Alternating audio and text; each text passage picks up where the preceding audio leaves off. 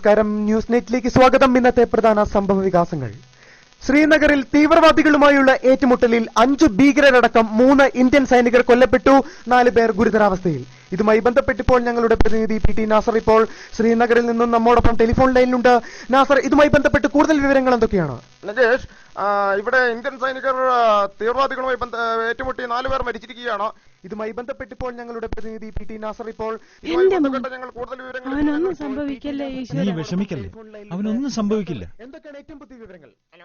അവനൊന്ന് വിളിച്ചു നോക്കിക്കൂടെ? വിളിക്കാഞ്ഞിട്ടാണോ? ലൈനിൽ കിട്ടണ്ടേ? കൊല്ലപ്പെട്ടിരിക്കുകയാണ്. പേടിക്കാതെ പേടിക്കാതെ പേടിക്കാതെ.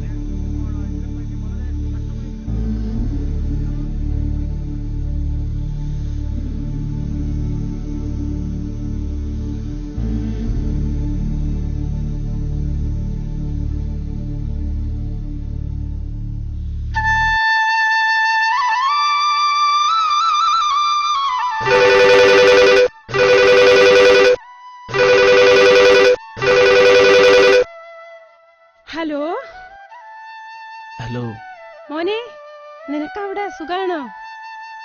നിങ്ങളാരും വിഷമിക്കരുത്, എനിക്ക് സുഖാണ്. അത് കേട്ടാ മതി. ഹലോ, നിന്റെ ശബ്ദം ഒന്ന് കേട്ടല്ലോ. എന്നാ നീ ഇങ്ങോട്ട് വരുന്നേ? വരും. എനിക്കൊരു കാര്യം പറയാണ്ടായിരുന്നു. എന്താ മോനെ? എന്റെ കൂട്ടുകാരൻ ഡേവിഡിനെ അച്ഛൻ അറിയില്ലേ?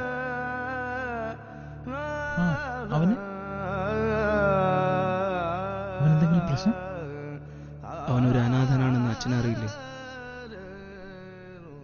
തീവ്രവാദി ആക്രമണത്തിൽ അവന്റെ 2 കാലും പോയി.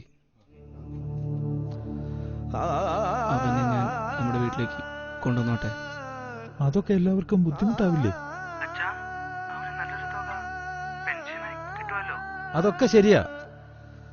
പക്ഷെ 2 കാലം നഷ്ടപ്പെട്ട ഒരാളെ എത്ര കാലമെന്ന് വെച്ചാ നമ്മൾ? 2 കാലുള്ളവർ തന്നെ ജീവിക്കാൻ പെടാപ്പാട് പെടുന്ന കാലായത്.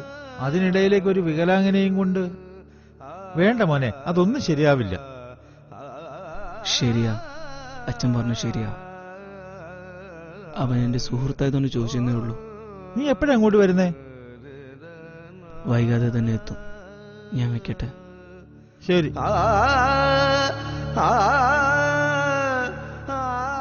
അവനെന്താ പറഞ്ഞേ? ഒന്നുമില്ല, അവൻ പെട്ടെന്ന് വരാന്ന്. വരും വരും.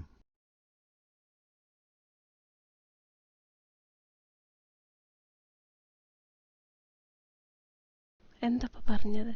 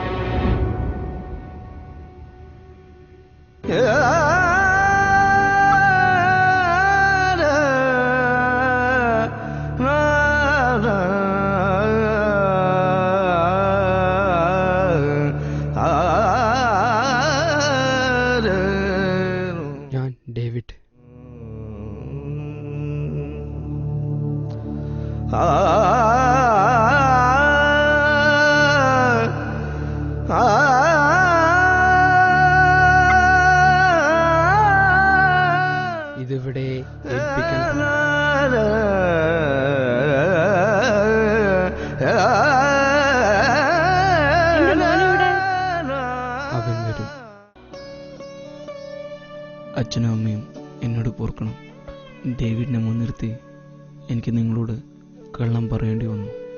2 കാലും നഷ്ടപ്പെട്ട ഒരു വികലാംഗൻ വീടിന് മാത്രമല്ല സമൂഹത്തിനൊരു ഭാരമായിരിക്കും. ആർക്കും ഭാരമായി ജീവിക്കാൻ ഞാൻ ആഗ്രഹിക്കുന്നില്ല. എൻ്റെ ജീവിതം ഞാനിവിടെ അവസാനിപ്പിക്കുന്നു.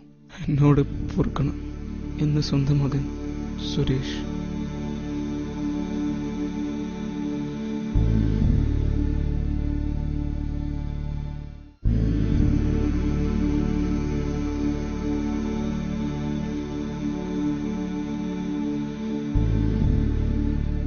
മീനാക്ഷി, മീനാക്ഷി,